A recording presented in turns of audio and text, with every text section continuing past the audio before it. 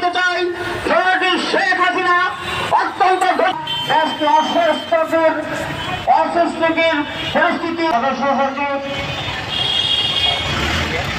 জেলা সদস্য সচিব কোনদিন এক মঞ্চে বক্তব্য রাখবে না।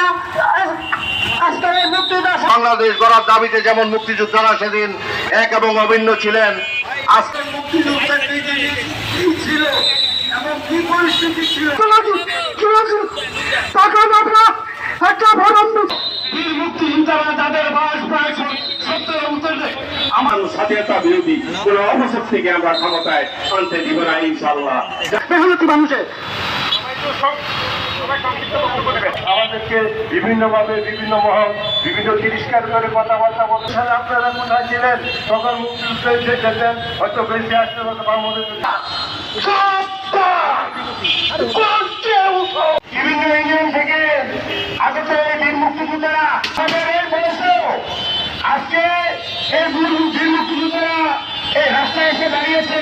স্বাধীনতা কিভাবে আসছে? আজকে দেখেন পুলিশ আসতে পারে আপনি সালের থেকে, সেখানে হয়তো একটা সংস্কার করলে চলবে না, অন্যান্য কঠোর সংস্কার।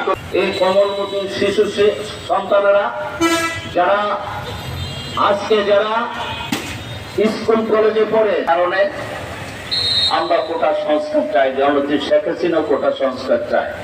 কোটা সুবিধা ভোট দিয়েছেন আপনারা, নাতি পুতিরা আজকে কোটা সংস্কারের বিরুদ্ধে গিয়ে দাঁড়িয়েছে।